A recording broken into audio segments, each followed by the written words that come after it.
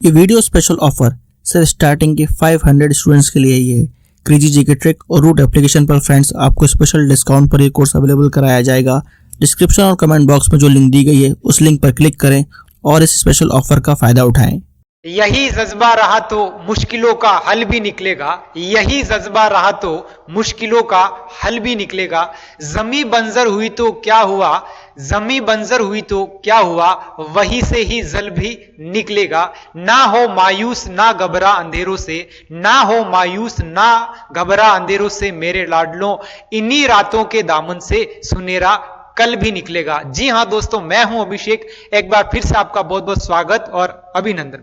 आज का जो सेशन रहने वाला है वो रहेगा राजस्थान की स्थापत्य कला। और स्थापत्य कला का जो सिरमौर है, राजस्थान के जो दुर्ग और किले हैं, उनके बारे में यहां पर आज हम चर्चा करने वाले हैं। तो देखिएगा कि राजस्थान के दुर्ग और किले, यहां से हिस्ट्री के अंदर भी प्रश्न पूछ लिए जाते हैं और कभी कभी जो है राजस्थान की कला संस्कृति में भी प्रश्न पूछ लिए जाते हैं। तो कहीं ना कहीं ये दो सब्जेक्ट को लेकर के महत्वपूर्ण टॉपिक हो जाता है। यानी यूं कहें कि हिस्ट्री का जो है 25% जो हिस्सा है वो इस टॉपिक पर टिका हुआ है। यानी इसके अंदर देखिएगा, दुर्गों के अंदर जो है हम राजा महाराजाओं को पढ़ते हैं, महलों को देखते हैं, वहां के जो राजवंश है, राजवंश के साथ साथ युद्ध भी हमारे क्या हो जाते हैं, क्लियर हो जाते हैं। और युद्ध से संबंधित देखिएगा जो बाहरी आक्रमणकारी है उन्होंने यहां पर क्या क्या किया है वो सब यहां पर हम देखने को मिलता है। तो यूं कहें कि ये जो टॉपिक है वो राजस्थान की कला संस्कृति के साथ साथ आपके लिए राजस्थान की हिस्ट्री के अंदर जो है रामबाण साबित होने वाला है। देखिएगा, सबसे पहले बात करते हैं कि राजस्थान के अंदर जो दुर्ग और किले हैं उन्हें क्या कहा जाता है। देखिएगा कि राजस्थान के अंदर जो दुर्ग और किले हैं उनकी जो परंपरा है वो प्राचीन काल से ही चली आ रही है।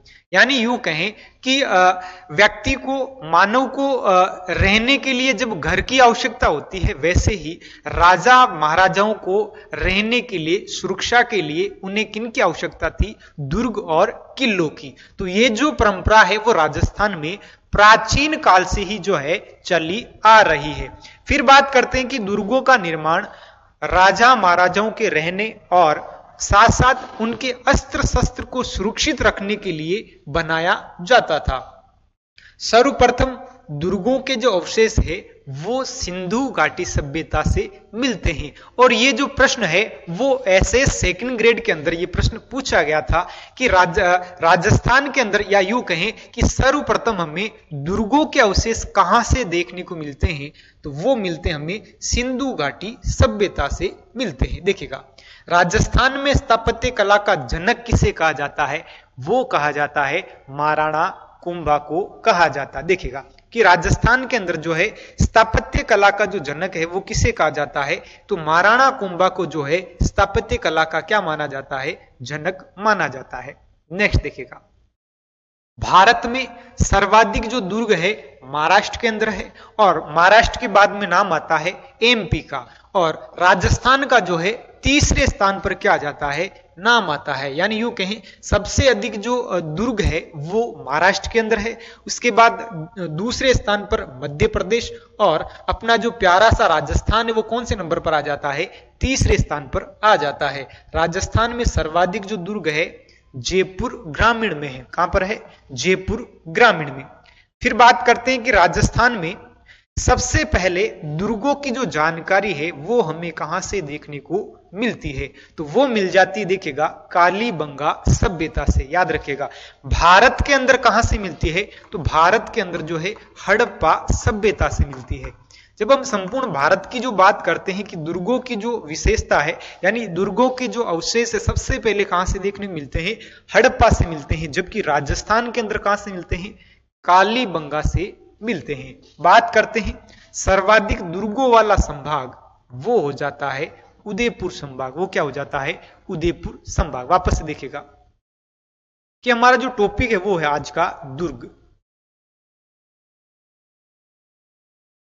देखिएगा कि बात करते हैं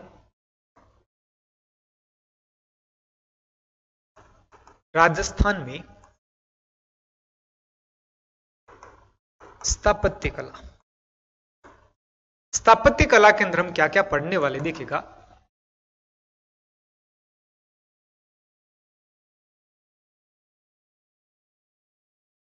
सबसे बड़ा रोल रहता है दुर्गों एवं किले। फिर देखिएगा स्थापत्य कला में बावड़ियां, छतरियां, हवेलियां, इन टॉपिकों को हम यहां पर पढ़ने वाले हैं। फिर देखिएगा कि इसी के अंदर स्थापत्य कला में अगर देखा जाए तो मीनारे, महल, मंदिर और साथ ही साथ देखिएगा कि जलाशयों की अगर बात करें वो भी किसके अंदर आ जाते हैं, स्थापत्य कला के अंदर आ जाते हैं, जिसके अंदर आ जाती है बावड़ियां। ये होता है स्थापत्य कला का मोटा मोटा मैटर। देखिएगा जिसमें हमारा जो आज का जो टॉपिक है वो है दुर्ग। देखिए दुर्गों की बात करें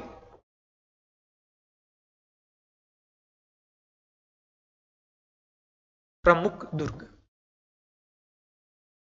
देखिएगा दुर्गों के अगर परिचय की बात करें, दुर्ग क्या होता है, तो राजा महाराजा के या सामंतों के रहने के लिए जो निवास स्थान होता था, जिसके अंदर अस्त्र शस्त्र भी क्या रखे जाते थे, सुरक्षित रखे जाते थे।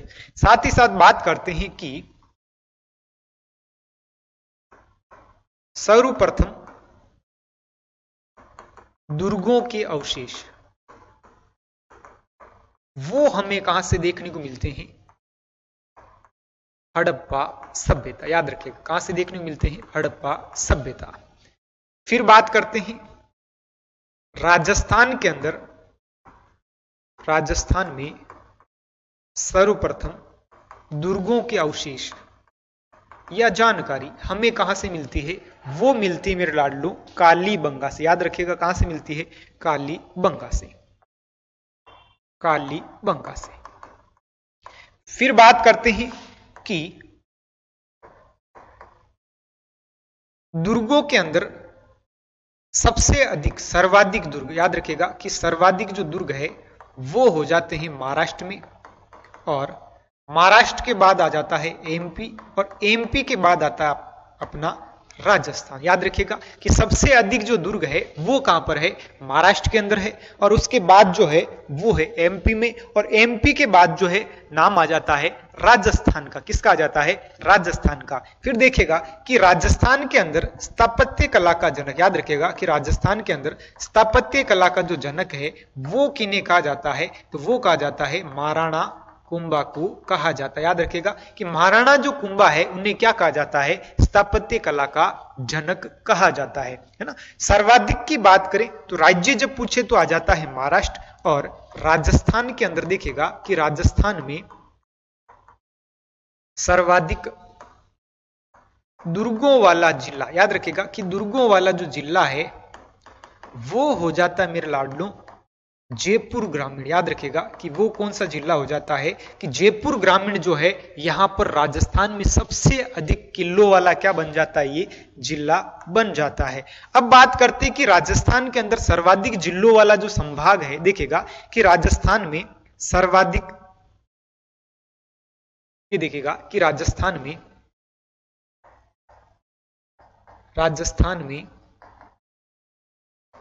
सर्वाधिक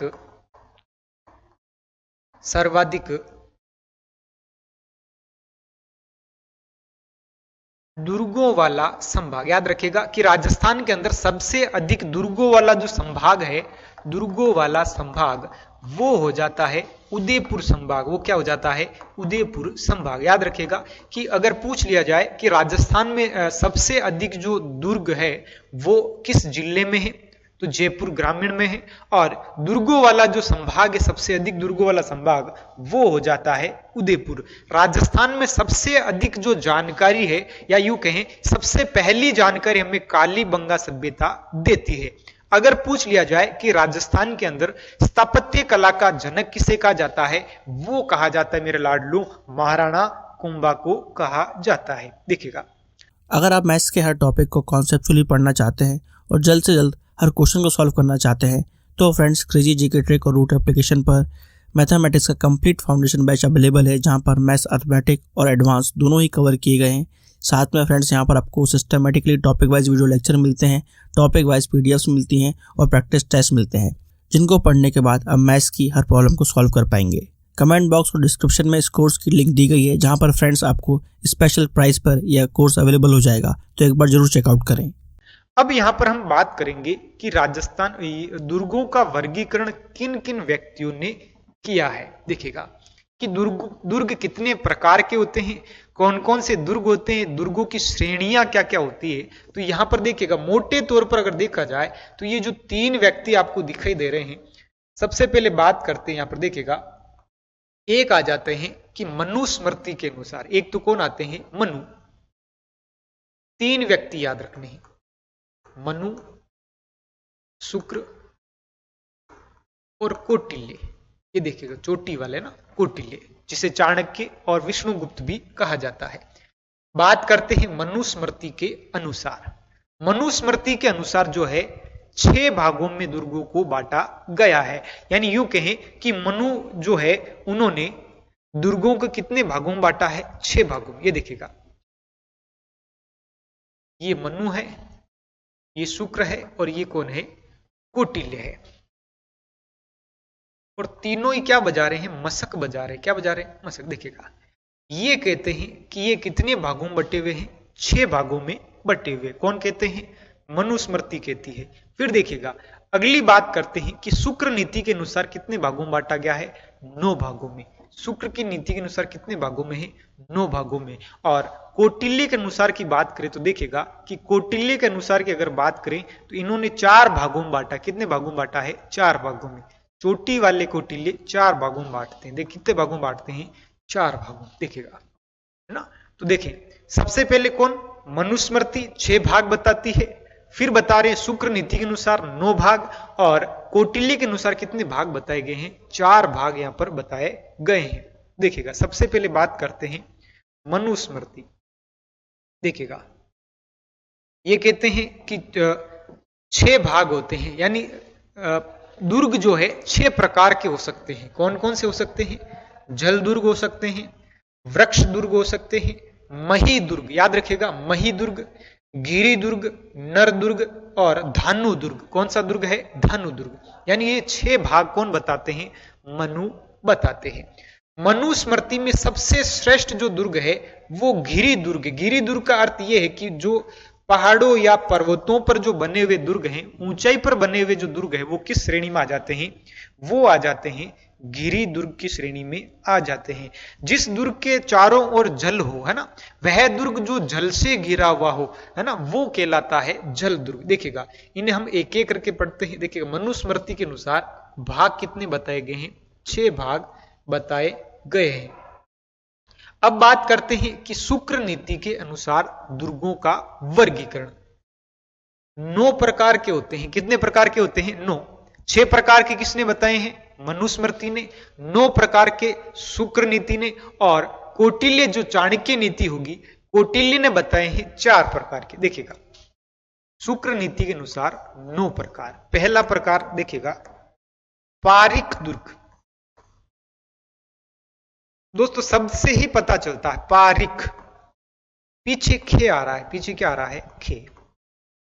पीछे तो देखो, है ना, पीछे खाई है, पीछे क्या है, खाई है, आगे कुआं नहीं है।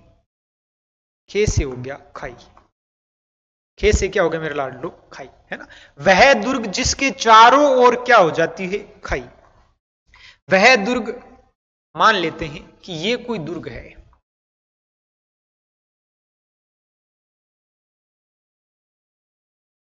ये क्या है, कोई दुर्ग है। देखिएगा ये प्यारा सा क्या है, आपका एक दुर्ग है।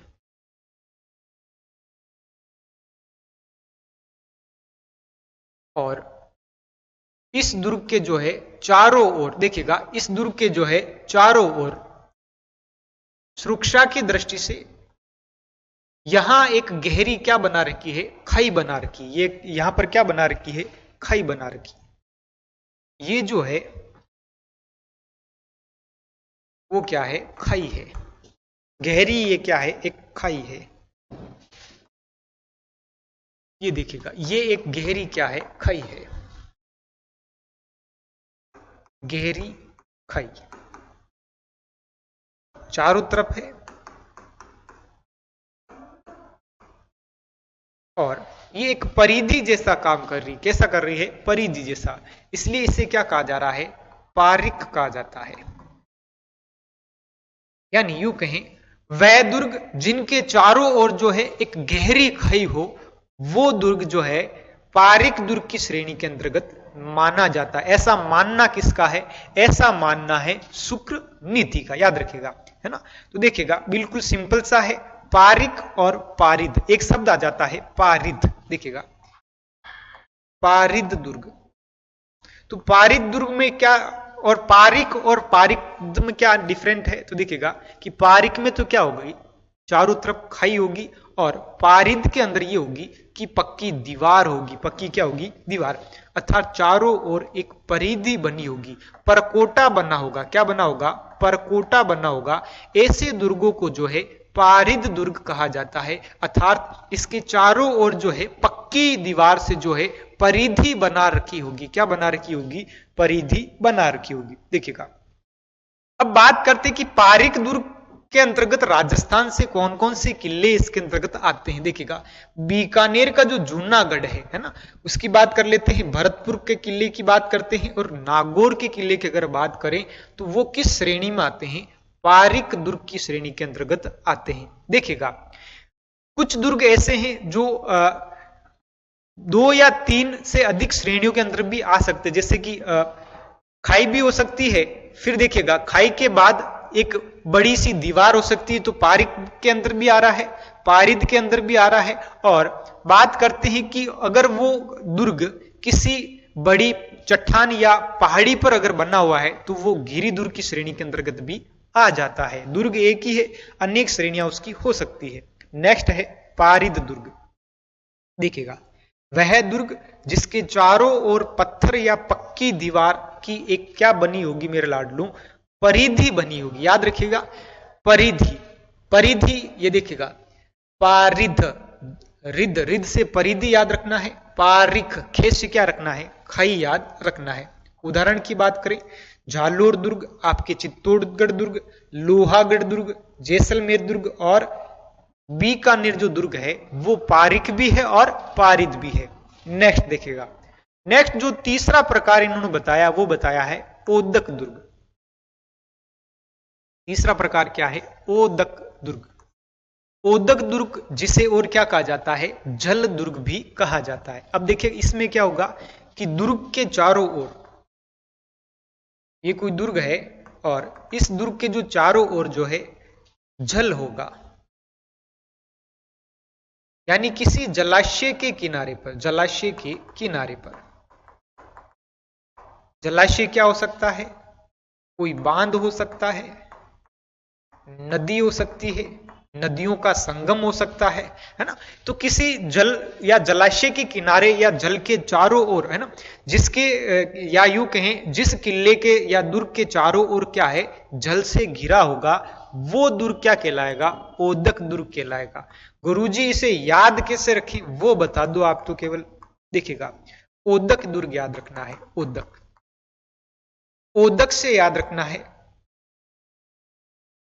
मेंढक, मेंढक है ना, मेंढक क्या करता है, पानी के अंदर फुदक फुदक करता है ना। तो किस में करता है मेंढक, पानी के अंदर करता है, और पानी से याद रखेंगे ये दुर्ग कैसा हो जाता है, जल दुर्ग हो जाता है। यानी जल दुर्ग को और क्या कहा जाता है, ओदक दुर्ग कहा जाता है। देखिएगा वह दुर्ग जिसके चारों ओर, है ना, जिसके चारों ओर जो है जल हो, अर्थात दुर्ग चारों ओर से जल से घिरा हो, क्या कहलाता है, ओदक दुर्ग जी कहलाता है, याद रखेगा। अब देखिएगा उदाहरण की बात करें, घाघरोन जो दुर्ग है जो झालावाड़ में बना हुआ है, वो राजस्थान का सबसे सर्वश्रेष्ठ क्या है, जल दुर्ग है। और यहीं से प्रश्न पूछा जाता है कि राजस्थान का सबसे सर्वश्रेष्ठ जल दुर्ग कौन सा है, तो वो हो जाता है घाघरोन का दुर्ग। दूसरी बात करते अन्य और कोई दुर्ग है क्या, जल दुर्ग, तो याद रखिएगा भैंसरोडगढ़ जो दुर्ग है वो भी किसका उदाहरण हो जाता है, जल दुर्ग का जो है उदाहरण हो जाता है। नेक्स्ट देखिएगा सैन्य या सहाय दुर्ग। देखिएगा कि सैन्य और सहाय दुर्ग, सैन्य का अर्थ यहां पर है कि सेना की दृष्टि से, सेना की सुरक्षा की दृष्टि से अगर किसी दुर्ग को बनाया जाता है, यानी उसकी बनावट ऐसी बना रखी है कि इसके अंदर सेना सुरक्षित रह सके, या सैनिकों की दृष्टि से सुरक्षा के लिए जो बनाया जाता है उसे कहा जाता है सैन्य या सहाय दुर्ग। देखिएगा शुक्र नीति में सैन्य दुर्ग को सबसे सर्वश्रेष्ठ बताया गया है। याद रखिएगा कि शुक्र नीति के अनुसार जो 9 प्रकार बताए गए हैं उनमें से सबसे सर्वश्रेष्ठ दुर्ग किस श्रेणी को बताया गया है, तो वो बताया गया है सैन्य दुर्ग श्रेणी को। याद रखिएगा कौन सी श्रेणी हो जाती है, सैन्य दुर्ग श्रेणी हो जाती है। क्रेजी जीके ट्रिक लाया है आप सभी के लिए करंट अफेयर्स का वन स्टॉप सोल्यूशन। इस पैकेज में आपकी करंट अफेयर्स की हर प्रॉब्लम का सोल्यूशन है। यहाँ पर आपको ईयरली, मंथली, वीकली, डेली हर करंट अफेयर्स को टॉपिक वाइज सिस्टमेटिकली कवर किया जाता है। पीडीएफ नोट्स प्रोवाइड किए जाते हैं, डिटेल ई बुक मिलती है, 1000 वर्ड लाइनर्स आपको मंथली अपडेट्स किए जाते हैं लास्ट टाइम रिवीजन के लिए, और साथ में फ्रेंड्स यहाँ पर प्रैक्टिस टेस्ट और क्विज प्रोवाइड किए जाते हैं ताकि आप हमेशा एग्जाम रेडी रहें। तो एक बार जरूर चेकआउट करें क्रेजी जीके ट्रिक और रूट एप्लीकेशन पर करंट अफेयर्स का वन स्टॉप सोल्यूशन। नेक्स्ट देखिएगा, नेक्स्ट आता है वन दुर्ग, है ना। वन दुर्ग सिंपल सा है, ऐसा दुर्ग जो जंगल से घिरा हो, है ना। देखिएगा वह दुर्ग जो चारों ओर वन से घिरा हो वन दुर्ग की श्रेणी के अंतर्गत आता है। इसका सबसे बड़ा उदाहरण देखिएगा राजस्थान में सिवाना जो दुर्ग है वो कहां पर है, बालोतरा के अंदर है। और यहां पर जो है ये दुर्ग पहाड़ी गिरी दुर्ग भी है, और गिरी दुर्ग के साथ साथ 56 की पहाड़ियों में ये दुर्ग है, और गिरी दुर्ग के साथ साथ देखिएगा ये जंगल में है, वन में बना हुआ है, इसलिए ये किसकी श्रेणी में आ जाता है, वन दुर्ग की श्रेणी के अंतर्गत आ जाता है। नेक्स्ट आता है गिरी दुर्ग, वह दुर्ग जो ऊंची पहाड़ी पर बना हो, है ना। ऐसी पहाड़ी होगी और ऊपर क्या बना होगा, दुर्ग बना होगा।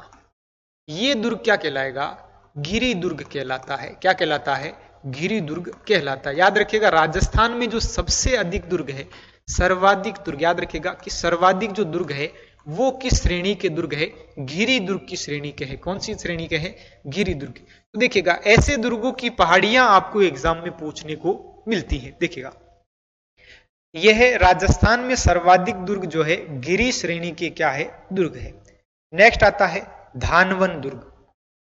यहां पर धानवन का अर्थ धूल से है। देखिएगा धानवन का अर्थ किससे है, अर्थ जो है धूल से है, रेत से है, मिट्टी से है, टीले से है। देखिएगा है ना, ऐसे दुर्ग जो चारों ओर से रेत के टीलों से घिरा हो। याद रखिएगा कि ऐसे दुर्ग जो चारों ओर से रेत के टीलों से क्या है, घिरे हो, तो वो कहलाते हैं मरुस्थल से घिरा हो। ऐसे दुर्ग जो है धानव्य दुर्ग की श्रेणी के अंतर्गत आते हैं। जैसे कि जो पश्चिमी राजस्थान के अंदर जो दुर्ग बने हुए हैं मरुस्थल के अंदर, वो सभी की सभी किस में आ जाते हैं, धानव्य दुर्ग की श्रेणी के अंतर्गत आ जाते हैं। लेकिन मोटे तौर पर अगर बात करें, इसका उदाहरण देखिएगा कि सोनार जो गढ़ है, सोनारगढ़ जो है जैसलमेर का जो किला है, वो इसका क्या माना जाता है, उदाहरण माना जाता है।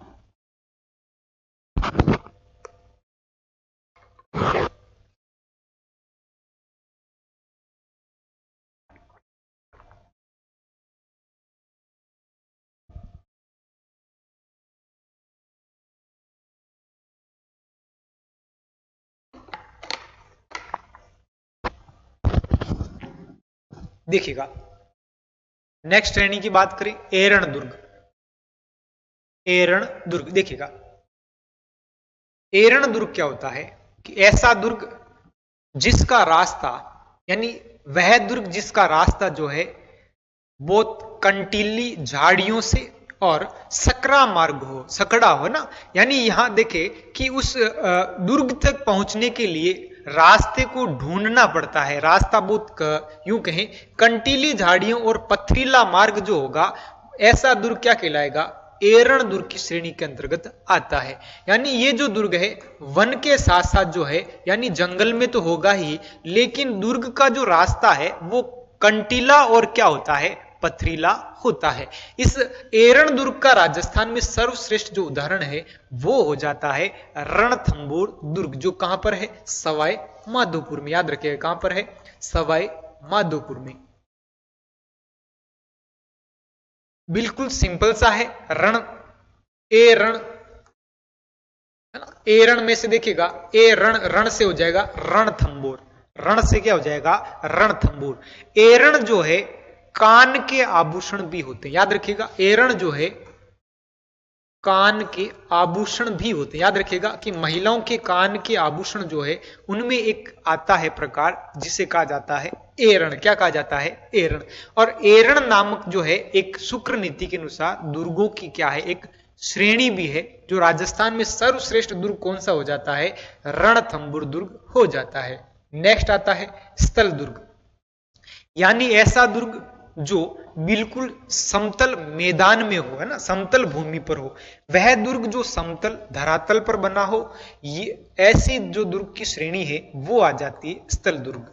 उदाहरण की बात करें, अकबर का जो किला है अजमेर का, जिसे दौलत खाना भी कहा जाता है, शास्त्रागार भी कहा जाता है, देखिएगा, जिसे मैगजीन का किला भी कहा जाता है, इस किले को जो है स्थल दुर्ग की श्रेणी के अंतर्गत रखा जाता है।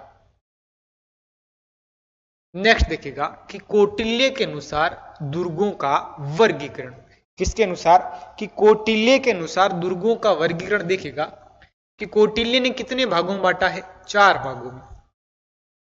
कौटिल्य ने कितने भागों में बांटा है, 4 भागों। मनुस्मृति के अनुसार 6 भागों में और शुक्र नीति के अनुसार 9 भागों में। देखिएगा इन्होंने किस किस में बांटा है, देखिएगा, एक तो हो जाता है धानवन दुर्ग, यानी ये कहना चाहते हैं कि राजस्थान के जो दुर्ग है,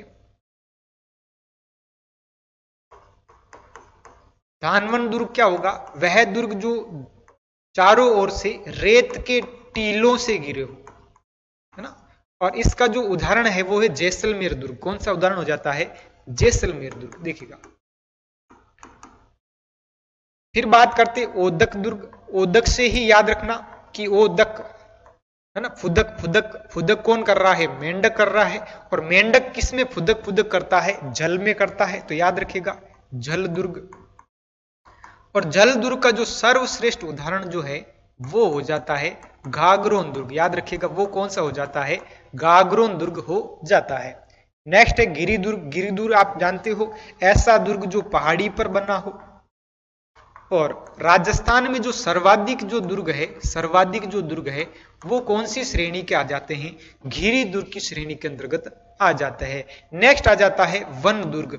वह दुर्ग जो चारों ओर से किससे घिरा हो, वन से घिरा हो, जंगल में बना हो, वो दुर्ग क्या आ जाता है, वन दुर्ग की श्रेणी के अंतर्गत आ जाता है। तो ये देखिएगा यहां पर हमने 3 महानुभुओं को देखा है कि एक मनुस्मृति के अनुसार, शुक्र नीति के अनुसार और कौटिल्य के अनुसार। देखिएगा ये जो जानकारी है कौटिल्य वाली, ये हमें अर्थशास्त्र से मिलती है। किससे मिलती है, अर्थशास्त्र से मिलती है, जिसके अंदर इस दुर्ग को राज्य का एक अंग बताया गया है। राज्य का क्या बताया गया है, एक अंग बताया गया। देखिएगा कि कौटिल्य को ही क्या कहा जाता है, कि कौटिल्य को ही, देखिएगा कि कौटिल्य को ही चाणक्य और क्या कहा जाता है, विष्णुगुप्त कहा जाता है, जिन्होंने क्या लिखी है, अर्थशास्त्र लिखी है। क्या लिखी है, अर्थशास्त्र लिखी है। याद रखिएगा।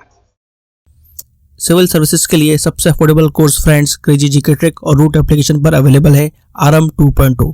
इस कोर्स के अंदर जीएस के सभी इंपॉर्टेंट सब्जेक्ट्स को डिटेल में कवर किया गया है। साथ साथ फ्रेंड्स यहाँ पर आपको आंसर राइटिंग की प्रैक्टिस कराई जाती है, इंडिविजुअल मेंटरशिप दी जाती है और सिविल सर्विसेज को क्रैक करने के लिए क्या बेस्ट स्ट्रेटेजी हो सकती है इस पर भी बात की जाती है। तो एक बार जरूर चेकआउट करें क्रेजी जीके ट्रिक का civil services foundation batch RM 2.0। Next बात करते हैं राजगुरु टॉनिक। देखिएगा कि राजस्थान के अंदर जो है, राजस्थान के अंदर कितने दुर्गों को यूनेस्को की धरोहर के अंदर रखा गया था। यूनेस्को की धरोहर में यहां पर इनको रखा गया है। देखिएगा कि समय था 21 जून 2013 को 6 प्रमुख किलों को यूनेस्को की विश्व धरोहर के अंदर रखा गया था। इसमें कौन कौन थे, तो देखिएगा चीकू गाजर आम। याद रखिएगा कि कौन कौन से दुर्ग होते हैं, कितने किले होते हैं, 6 किले थे। कितने किले हैं? 6 किले। देखिए याद रखिएगा कि चीकू गाजर आम, ची से हो जाता है चित्तौड़गढ़। याद रखिएगा कि ची से क्या हो जाता है? चित्तौड़गढ़। कू से हो जाता है कोंबलगढ़, गा से हो गया गागरोन, और रे से हो जाता है रणथंबोर। रे से क्या हो जाता है? रणथंबोर। और जे से हो जाता है जैसलमेर का दुर्ग, और फिर देखिएगा रे से रणथंबोर, और आम से हो गया आमेर। याद रखिएगा कि 6 किलों को यहां पर किसमें रखा गया था? यूनेस्को की धरोहर के अंतर्गत रखा गया था। कब रखा गया था? 21 जून 2013 को, है ना। फिर से देखिए चीकू गाजर आम आपको क्या रखने हैं? याद रखने हैं। ये कितने किलो मिक्स में लेके आने हैं? 6 किलो लेके आने हैं, है ना। फिर देखिएगा कि ची से क्या हो गया? चित्तौड़गढ़ दुर्ग हो गया, कू से हो गया कोमलगढ़ दुर्ग, गा से हो गया गागरोन दुर्ग, और जे से हो जाता है जैसलमेर दुर्ग, और रे से हो जाता है रणथंबोर दुर्ग। यहां पर देखिए यहां कंफ्यूज नहीं होता है कि आ से आमेर हो गया और मे से मेहरानगढ़ हो गया, नहीं। आम से क्या हो जाएगा? आमेर हो जाएगा। आम से क्या हो जाएगा? आमेर हो जाएगा। अब बात करते हैं आपके सबसे पसंदीदा जो दुर्ग है, मेहरानगढ़ दुर्ग। याद रखिएगा कि मेहरानगढ़ दुर्ग को हम यहां पर पढ़ने वाले हैं। देखिएगा सबसे पहले बात करते हैं कि मेहरानगढ़ दुर्ग कहां है? जोधपुर के अंदर है। मेहरानगढ़ दुर्ग कहां पर है? जोधपुर में है। अन्य नाम इसे गढ़ चिंतामणि, कागमुखी, मयूरगढ़, सूर्यगढ़, चिड़िया टोंक दुर्ग, वीरेकोट, जबरोगढ़, है ना। जबरो माने बहुत ही खतरनाक बना हुआ है ना, जबरोगढ़। श्रेणी की बात करें तो ये गिरी दुर्ग है। इसका मतलब ये हुआ कि ये किसी पहाड़ी पर बना हुआ है, और उस पहाड़ी को क्या कहा जा रहा है? चिड़िया टोंक कहा जाता है। क्या कहा जाता है? चिड़िया टोंक कहा जाता है। याद रखिएगा गिरी दुर्ग, है ना। ये कैसी श्रेणी में है? गिरी दुर्ग में है। देखिएगा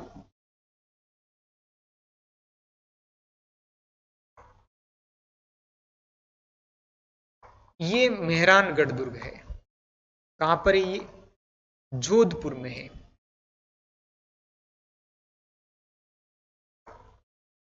मेहरानगढ़ दुर्ग कहां पे है ये? जोधपुर में। पहाड़ी की अगर बात करें, देखिएगा ये कौन सी पहाड़ी पर बना हुआ है, तो पहाड़ी का नाम हो जाएगा चिड़िया टोंक दुर्ग। याद रखिएगा कि पहाड़ी क्या हो जाएगी? चिड़िया टोंक दुर्ग। चिड़िया टोंक दुर्ग, है ना। चिड़िया टोंक ये पहाड़ी हो जाती है।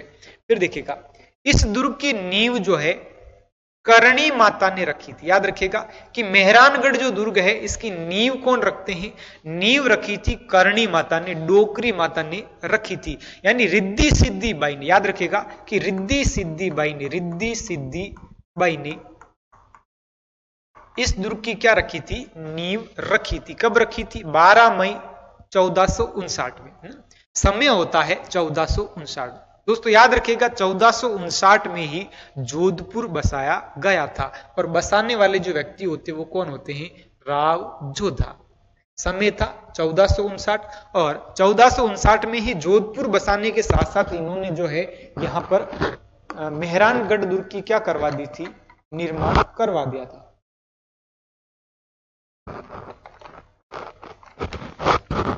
फिर देखिएगा जब निर्माण करवाया था तो उस समय दीवारों के अंदर यहां पर एक व्यक्ति की बलि दी जाती है, उसका नाम था राजिया या फिर राजा राम मेघवाल। याद रखिएगा इनको यहां पर जिंदा दबा दिया गया, ये एग्जाम में पूछा जाता है। फिर देखिए कि यहां पर पहाड़ी है पंचेटिया पहाड़ी, जिसे और क्या कहा जाता है? चिड़िया टोंक भी कहा जाता है, इसलिए इसका नाम क्या हो जाता है? चिड़िया टोंक दुर्ग इसे कहा जाता है। देखिएगा आकृति देखिए, जो मेहरानगढ़ दुर्ग है इसकी आकृति जो है भारत के मैप जैसी। याद रखिएगा कि भारत के चित्र जैसा, भारत के मानचित्र जैसी आकृति किस दुर्ग की है? तो याद रखिएगा मेहरानगढ़ दुर्ग की है ना। और फिर देखिएगा इनकी आकृति और कैसी है? मयूर जैसी क्या है? आकृति है। मयूर जैसी क्या है? आकृति, इसलिए इसको क्या कहा जाता है? मयूरगढ़ भी कहा जाता है। नेक्स्ट देखिएगा, देखिएगा मेहरानगढ़ चल रहा अपना, मेहरानगढ़ दुर्ग कहां पर है ये? जोधपुर के अंदर है। निर्माण की बात करें तो निर्माण करवाते हैं राव जोधा के द्वारा। याद रखिएगा, राव जोधा के द्वारा निर्माण करवाया गया। कब करवाया था? 1459 में, है ना। 1459 के दौरान जो है मेहरानगढ़ दुर्ग का यहाँ पर क्या करवाया जाता है? निर्माण करवाया जाता है। बात करते हैं कि मेहरानगढ़ दुर्ग के अंदर बल्ली किसकी दी गई थी? तो वो दी गई थी राजा राम की। किसकी दी गई थी? राजा राम की जो है यहाँ पर क्या दी जाती है? बलि दी जाती है। बात करते हैं नींव किसने रखी थी? तो नींव याद रखिएगा, नींव करणी माता ने रखी थी। किसने रखी थी? करणी माता ने, जिनको चूओं वाली देवी, रिद्धि सिद्धि बाई, डोकरी माता, है ना, डाडी वाली माता और काबा वाली जो देवी है, किन्हें कहा जाता है? करणी माता के आशीर्वाद से यहाँ पर क्या रखी गई थी? नींव रखी गई थी। फिर बात करते हैं कि मेहरानगढ़ दुर्ग को और क्या क्या कहते हैं, किन किन नामों से जाना जाता है? देखिएगा, गढ़ चिंतामणि, याद रखिएगा, गढ़ चिंतामणि, सूर्यगढ़, कागमुखी, चिड़िया टोंक दुर्ग, चिड़िया टोंक दुर्ग, याद रखिएगा, चिड़िया टोंक दुर्ग। और बात करते हैं मयूरगढ़, है ना, और बात करते हैं मयूरगढ़। फिर देखिएगा मयूरगढ़ के साथ साथ देखिएगा और देखिए गढ़ चिंतामणि, सूर्यगढ़, कागमुखी, चिड़िया टोंक दुर्ग, है ना, मयूरगढ़, इतने सारे नामों से किन्हें जाना जाता है? मेहरानगढ़ दुर्ग को जाना जाता है। अब बात करते हैं कि आकृति भारत जैसी और मयूर जैसी क्या है? आकृति है। देखिएगा, प्रवेश द्वार, ये दुर्ग है और किसी भी दुर्ग की प्रवेश जो द्वार है, देखिएगा ऐसे बनते हैं। ये प्रवेश द्वार, ये मुख्य प्रवेश द्वार होगा और प्रवेश द्वार ऐसे होते हैं कि जैसे कि पड़ाव हो, है ना। तो यहां पर अलग अलग क्या बने होते हैं? प्रवेश द्वार बने होते हैं। देखिएगा, सबसे पहले बात करते हैं ध्रुव पोल की। ध्रुव पोल, सूरज पोल, इमरत पोल, जे पोल, लोहा पोल, कांगरा पोल, देखिए कांगरा पोल, फतेह पोल और भैरव पोल। यानी यूं कहें कि यहां लगभग जो है, ये देखिएगा 8 क्या बने हुए हैं? यहां पर पोल बने हुए। सबसे पहले बात करते हैं जे पोल की। मान लो कि ये जो जे पोल है, जे पोल, देखिएगा जे पोल का निर्माण जो है राव मानसिंह के द्वारा करवाया गया था। कौन करवाते हैं? राव मानसिंह। समय है 1808 ईस्वी। बीकानेर एवं जयपुर की संयुक्त सेना को जो पराजित किया था, है ना। देखिएगा, कई बार होता ना कि जब अच्छा रिजल्ट आ जाता है ना, तब हम क्या करते हैं? पार्टी करते हैं अच्छी से, कुछ मीठा हो जाए। तो देखिएगा, तो यहाँ पर ये बेचारे जो राजा महाराजा जो होते थे वो युद्ध करते थे और युद्ध में जब इनको अच्छी सफलता मिलती थी तो उसके उपलक्ष्य में जो है वो कुछ ना कुछ यहाँ इमारत या स्थापत्य कला के लिए कुछ ना कुछ बनवाया करते थे। देखिएगा कि जब जो महाराव मानसिंह है, उन्होंने बीकानेर और जयपुर की संयुक्त सेना को पराजित कर दिया था, है ना। यानी जयपुर और बीकानेर की संयुक्त क्या थी?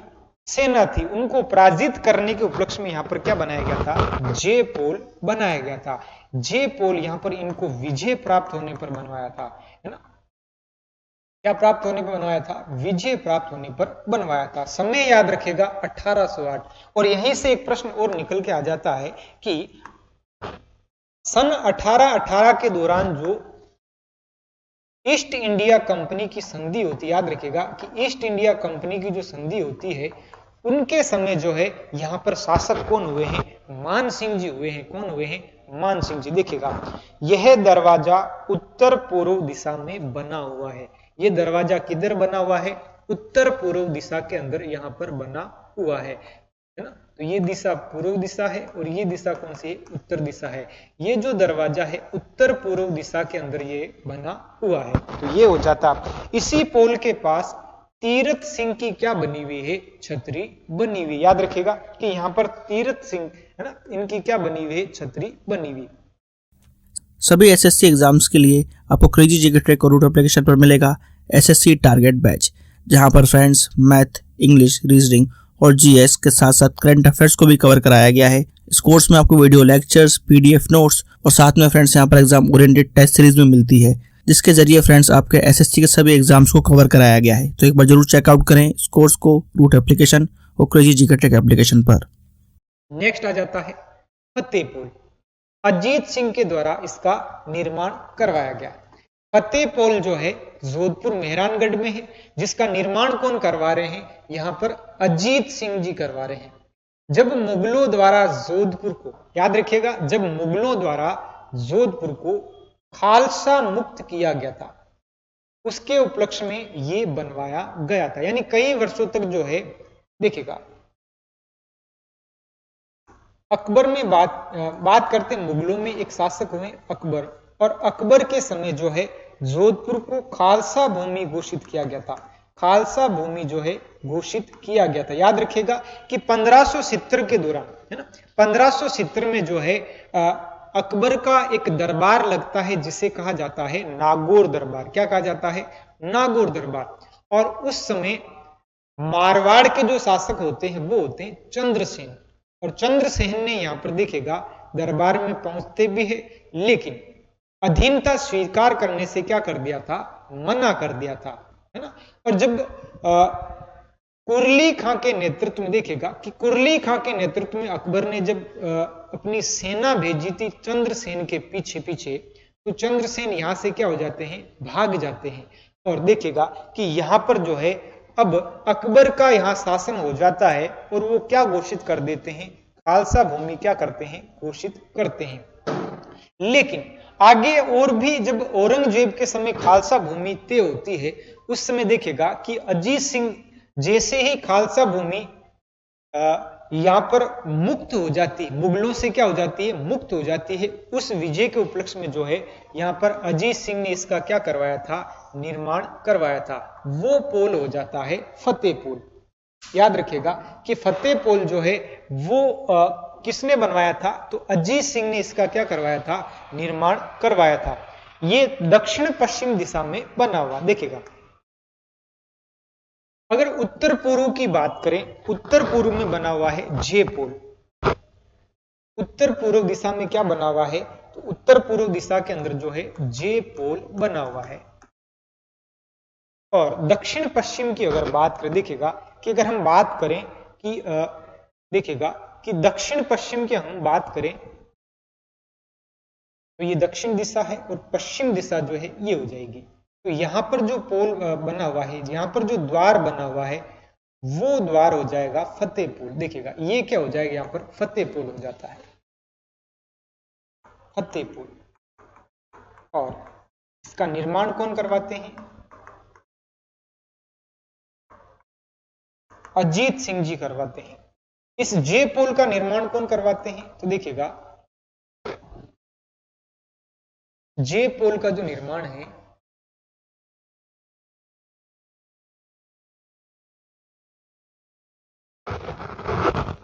जे पुल का जो निर्माण है वो करवाते हैं राव मान सिंह।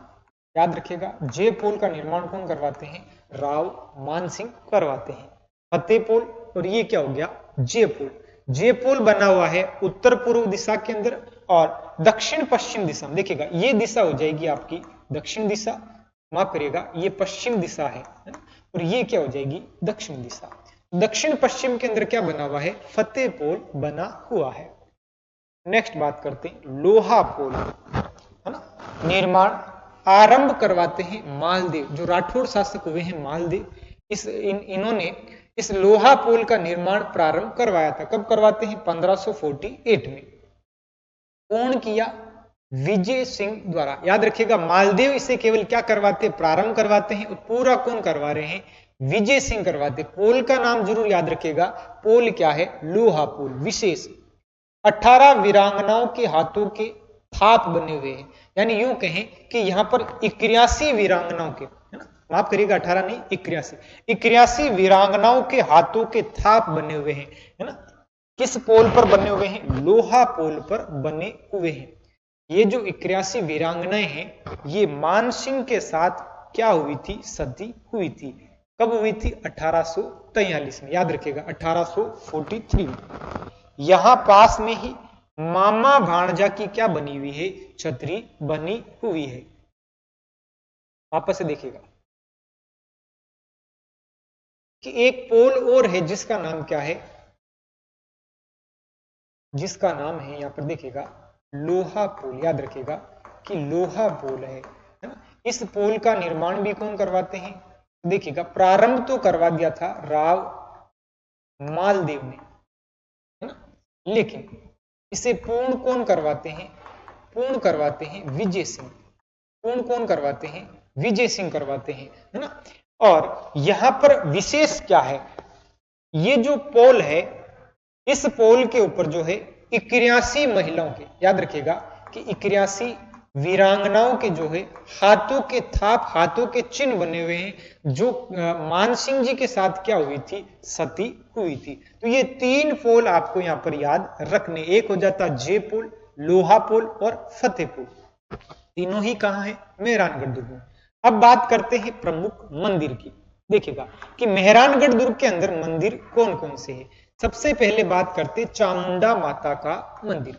चामुंडा माता का मंदिर, याद रखिएगा कि मंदिर का नाम क्या है? कि चामुंडा माता का जो है मंदिर बना हुआ है। कौन से दुर्ग में? मेहरानगढ़ दुर्ग में। निर्माण करवाते हैं राव जोधा, है ना। चामुंडा माता जो है, इनका मंदिर मेहरानगढ़ में, और निर्माण करवाते हैं राव जोधा। लेकिन याद रखिएगा, कुल देवी जो है प्रतिहार वंश की क्या कहलाती है? कुल देवी कहलाती, क्योंकि सबसे पहले जो है प्रतिहारों का जो राज है वो जोधपुर के मंडोर में होता है। और यहां पर ही सबसे पहले कौन सा मंदिर देखने को मिलता है? चामुंडा माता का मंदिर मिलता है। याद रखिएगा, चामुंडा माता जो है प्रतिहार वंश की जो है क्या कहलाती है? कुल देवी कहलाती। मेरे लाडलू क्या कहलाती है? यही प्रश्न फंस जाता है। देखिएगा कि यहाँ पर राठौड़ों की कुल देवी करें या प्रतिहार वंश की करें, तो देखिएगा ये प्रतिहारों की क्या कहलाती है? कुल देवी कहलाती। याद रखिएगा, तो राठौड़ों की क्या कहलाती है? तो राठौड़ों की आराध्य देवी कहलाती। क्या कहलाती है? आराध्य देवी कहलाती। याद रखिएगा। अब बात करते हैं विशेष क्या है। दोस्तों याद रखिएगा कि समय था 2008, नवरात्रों के दौरान यहां पर एक बार भगदड़ मच गई थी। क्या मच गई थी? भगदड़ मची थी, जिसमें काफी लोग जो है यहां पर मारे गए थे, है ना। काफी लोग मारे गए थे, जिसकी जांच के लिए एक कमेटी बुलाएगी, जिसका नाम था जसराज कमेटी। देखिएगा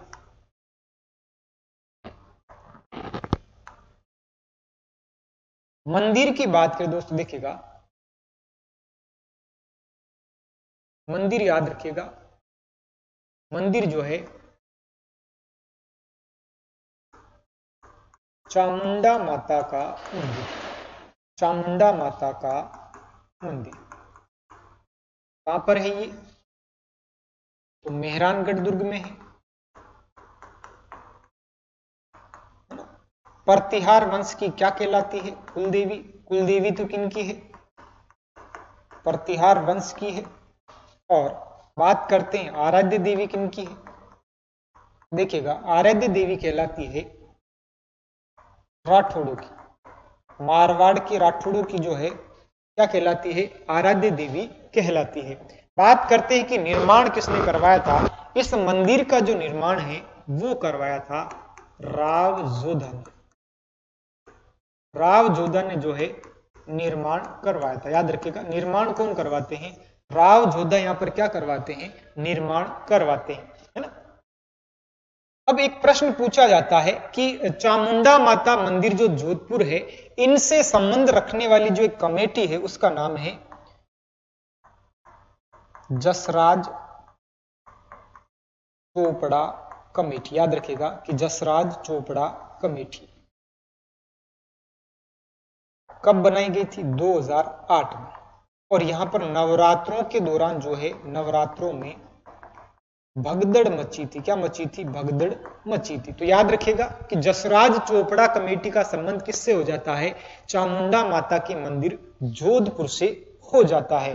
अब बात करते हैं कि और कौन कौन सी कमेटियां यहां पर पूछी जा सकती है। तो दोस्तों देखिएगा, अगर आपको पूछ लिया जाए गोपाल स्वरूप पाठक, गोपाल स्वरूप पाठक आयोग। अगर आपको पूछ लिया जाए तो याद रखिएगा इसका जो संबंध है वो हो जाता है सागरमल गोपा से, सागरमल गोपा से, जिनकी हत्या जो है केरोसिन डाल करके, है ना। जैसलमेर का जो गुंडा राज है ना, यूं कहें आजादी के दीवाने और जैसलमेर का गुंडा राज जो लिखने वाले व्यक्ति होते हैं वो कौन होते हैं, सागरमल गोपा। इनको जब केरोसिन डाल करके गुमान सिंह थानेदार के द्वारा जब जलाया जाता है दोस्तों, तो याद रखिएगा एक आयोग बिठाया जाता है जिसका नाम था गोपाल स्वरूप पाठक आयोग, याद रखिएगा। एक और याद रखिएगा कि अगर पूछ लिया जाए मेजर टेलर आयोग, पढ़ेंगे नहीं, पढ़ेंगे तो तरीके से पढ़ेंगे। देखिएगा मेजर टेलर आयोग, याद रखिएगा मेजर टेलर आयोग का जो संबंध है वो हो जाता है आपका एरिनपुरा की छावनी से, एरिनपुरा की छावनी से, है ना। और अगर पूछ ले किस दुर्ग से संबंध रखता है तो देखिएगा दुर्ग का संबंध आ जाएगा आउवा के किले से। किससे हो जाता है, आउवा के किले से हो जाता है। और संबंध किसी घटना से पूछ ले तो याद रखिएगा कि 1857 की घटना से है ना। और याद रखिएगा मेजर टेलर आयोग का संबंध किससे है तो याद रखिएगा कि जब मेक मेसन की जब गर्दन काटकर आउवा के किले पर टांकी थी उस समय एक आयोग बना था जिसका नाम क्या था, मेजर टेलर आयोग बना था, याद रखिएगा। तो ये आपको याद रखना, एक जसराज चोपड़ा कमेटी, चामुंडा माता का मंदिर जोधपुर, गोपाल स्वरूप पाठक आयोग, सागरमल गोपा जैसलमेर। फिर बात करते हैं मेजर टेलर आयोग, है ना। तो मेजर टेलर जो आयोग है आउवा का किला पाली, याद रखना है ना। तो देखिएगा मेक मेसन की क्या काटी गई थी, गर्दन काटी गई थी, है ना। गर्दन यानी सिर, और सिर जब भी फटता है तो उसमें टांके आते हैं, क्या आ जाते हैं, टांके आते हैं। कितना, इसके 7 टांके 8 टांके। तो टांके देने वाला कौन होता है, टेलर होता है। तो टेलर से हो जाएगा सिर हो जाएगा, देख रहा है ना। चलते हैं आगे। जीएस का most awaited course 100 hour GS by Akshay sir. Friends, Akshay sir ने इस कोर्स को बहुत ही यूनिकली डिजाइन किया है। यहाँ पर कॉन्सेप्ट्स को विजुलाइज कराया गया है और जिन फैक्ट्स को स्टूडेंट्स को याद करने में दिक्कत होती है उनको ट्रिक्स के थ्रू याद कराया गया है। एक अलग अंदाज में यहाँ पर जीएस के सब्जेक्ट्स को कवर किया गया है। जिन भी स्टूडेंट्स का जीएस में स्कोर अच्छा नहीं आता है वो एक बार जरूर चेकआउट करें क्रेजी जीके ट्रिक और रूट एप्लीकेशन पर 100 hour GS course by Akshay sir. वो है नागणेची माता का मंदिर, निर्माण राव जोधा द्वारा। तो देखिएगा चामुंडा माता का मंदिर भी कौन बनवाते हैं, राव जोधा बनवाते हैं। कुल देवी मारवाड़ के राठौड़ों की क्या कहलाती है, कुल देवी कहलाती। तो ये देखेगा अगर आराध्य देवी की बात करें दोस्तों, देखेगा कि राठौड़ों की आराध्य जो देवी है वो कौन सी हो जाती है, तो चामुंडा माता को कहा जाता है। फिर देखेगा पुनर्निर्माण तख्त सिंह के द्वारा करवाया गया, है ना। नागणेची माता का मंदिर बनाते कौन है, राव जोधा बनवाते हैं, और पुनर्निर्माण कौन करवाते हैं, तख्त सिंह के द्वारा करवाया गया था। अन्य मंदिरों की बात करें ज्वाला माता, मुरली मनोवर, झरनेश्वर और आनंदन मंदिर। नेक्स्ट देखेगा मजार। दोस्तों 2 मजार है ना। मेहरानगढ़ में कितनी मजार है, 2 मजार है। भूरे खां की मजार, जहूर खां की मजार, जहूर खां की मजार, भूरे खां की मजार। याद है। मस्जिद शेरशाह सूरी की क्या बनी हुई है, मस्जिद बनी हुई है। देखिएगा कि 1544 के दौरान आपने एक शब्द सुना होगा, मैं मुट्ठी भर बाजरे के लिए, मैं मुट्ठी भर बाजरे के लिए हिंदुस्तान की बादशाहत खो देता।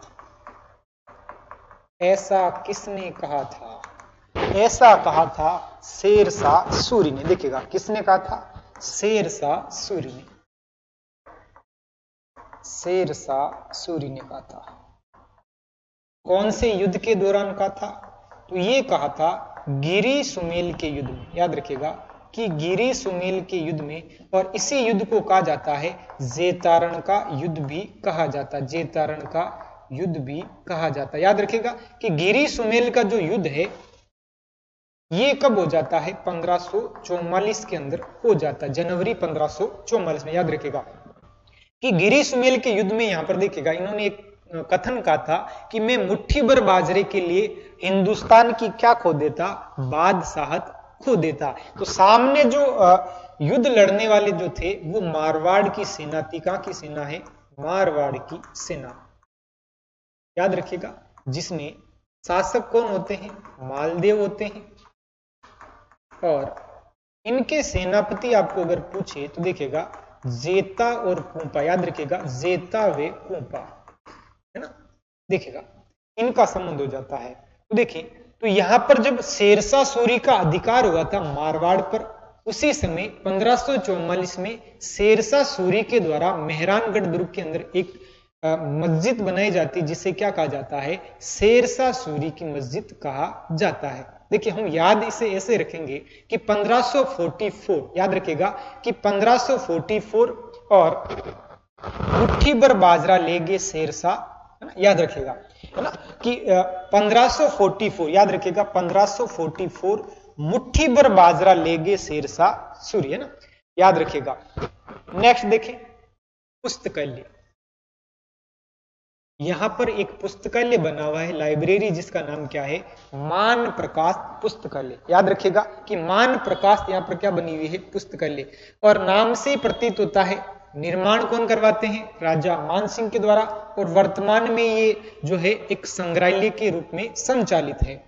अब बात करते प्रमुख तोप। ये तोपे यहां पर इनकी पूछी जाती है मेहरानगढ़ की। देखिएगा तोपों की बात करें, गजनी खां, किलकिला, शंभू बाण, है ना, 3 तोप बड़ी प्रसिद्ध हुई है। कौन कौन सी हुई है, गजनी खां, किलकिला और शंभू बाण। याद रखिएगा शंभू बाण। देखिए गजनी खां गज सिंह द्वारा स्थापित की गई, किलकिला जो बाण है अजीत सिंह द्वारा स्थापित की गई, और शंभू बाण जो है अभय सिंह के द्वारा स्थापित किए गए हैं। अन्य तोपों की अगर बात करें, कड़क बिजली, यानी इसका गोला जब इसे चलाया जाएगा तो देखेगा कि ऐसा लगता है कि बिजलियां कड़क रही हो। क्या कड़क रही हो, बिजलियां। बिच्छू बाण, नागफणी, धुई धानी, धूल धानी, है ना, धूल उड़ा देती है, गुबार, गजनक, ये सभी क्या है, मेहरानगढ़ से क्या रखती है, संबंध रखती है। फिर से देखिएगा कि गजनी खां, किलकिला, शंभू बाण, बिच्छू बाण, फिर के नागफणी, धूल धानी, कड़क बिजली, गुबार और गजनक, ये सभी क्या है, यहां की तोपें हैं। नेक्स्ट देखिएगा, नेक्स्ट आ जाता आपका प्रमुख जलाशय, रानीसर तालाब, है ना। प्रमुख जलाशयों की अगर बात करें, रानीसर तालाब, पद्म सागर तालाब, चांद बावड़ी, यहां पर क्या है, प्रमुख जलाशय है ना। ये देखिए रानीसर, पद्म सागर और चांद बावड़ी।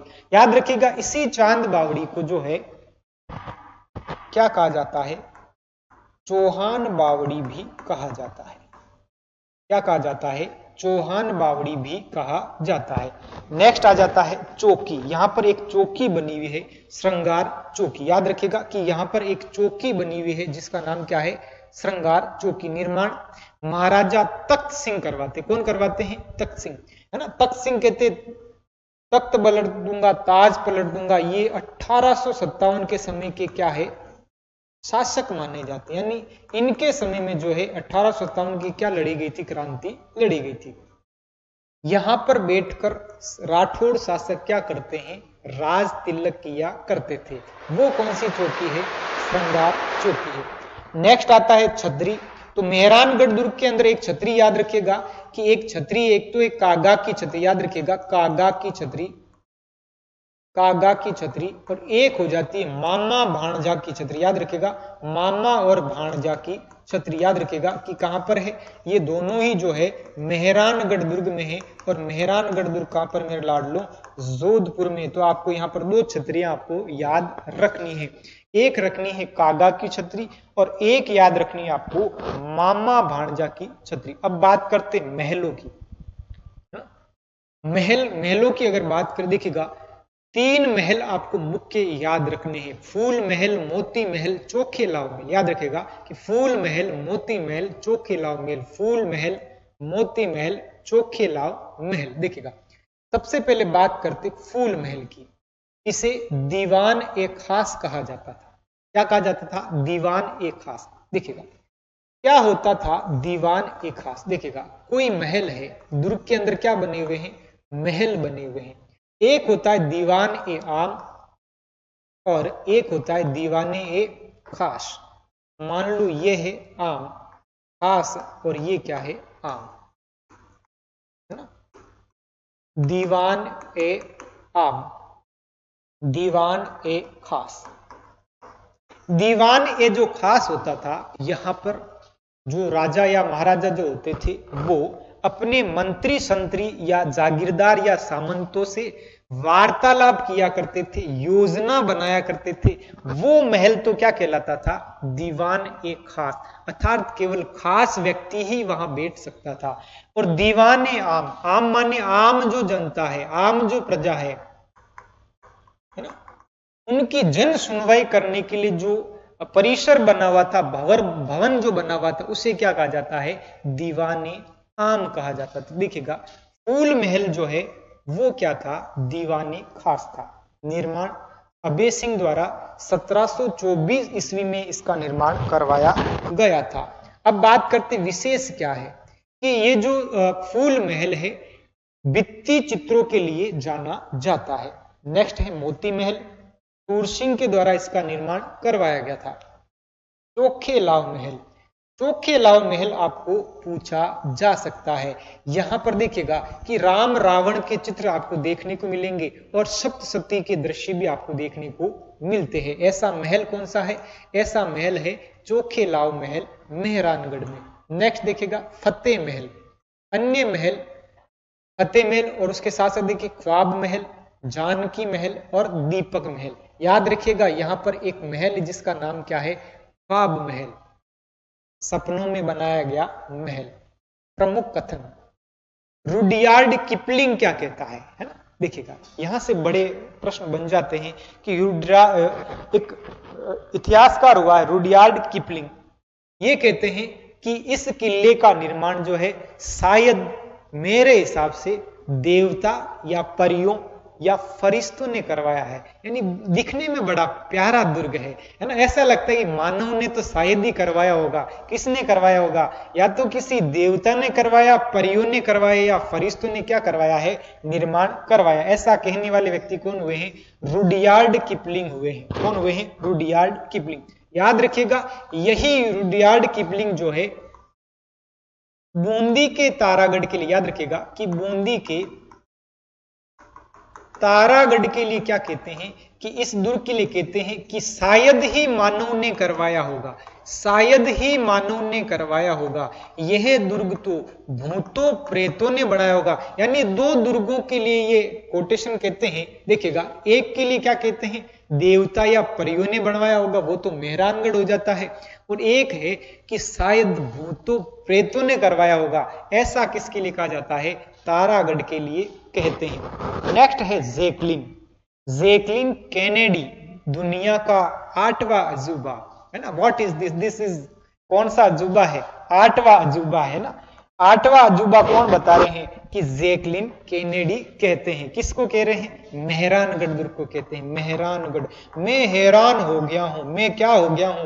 हैरान हो गया हूं। मैंने 7 अजूबे तो देखे लिए, कौन सा अजूबा आ गया मेरे लाडलो?